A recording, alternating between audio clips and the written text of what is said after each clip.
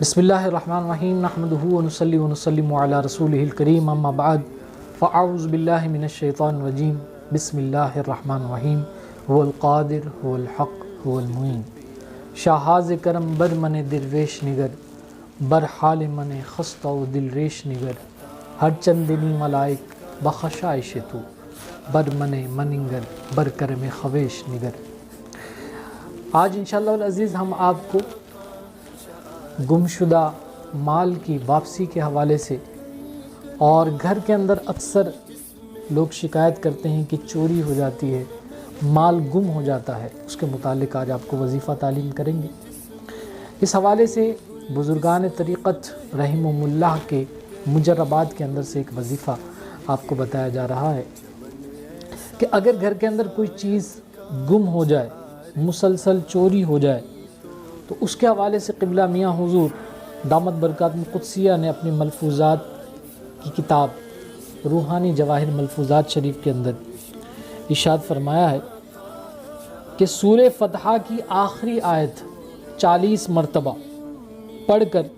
عرق گلاب پر دم کر کے گھر میں چھڑکیں۔ دوبارہ میں بتا دیتا ہوں کہ سورہ فتحہ کی آخری آیت کو 40 مرتبہ پڑھ کر عرق گلاب کے اوپر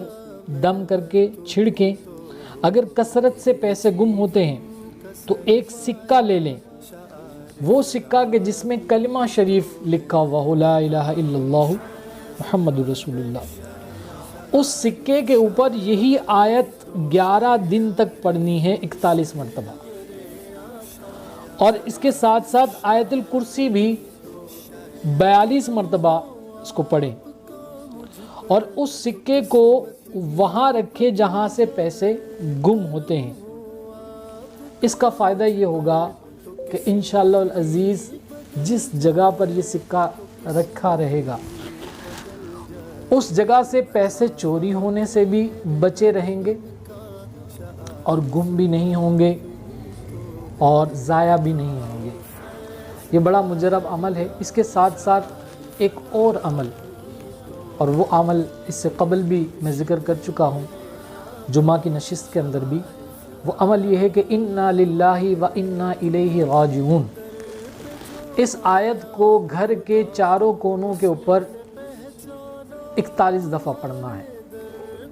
اور پھر درمیان میں کھڑے ہو کر 41 دفعہ پڑھیں، اور اس کے بعد قبلہ رخ ہو کر اللہ کی بارگاہ میں دعا کریں کہ یا رب العالمین میرا یہ جو سامان چوری ہوا ہے یا گم ہوا ہے یہ واپس مجھے مل جائے، یا اگر یہ میرے نصیب میں نہیں ہے تو اس کا متبادل مجھے عطا فرما۔ یہ ایسا مجرب عمل ہے کہ الحمدللہ عز و جل اس کی برکت سے بے شمار لوگوں کو فائدہ پہنچا ہے۔ آپ بھی یہ فائدہ اٹھا سکتے ہیں، خود بھی عمل کریں اور دوسروں تک بھی اس کو پہنچائیں۔ اللہ تعالی ہمارے جان و مال کی حفاظت فرمائے، آمین بجاہ نبی الامین صلی اللہ علیہ وسلم۔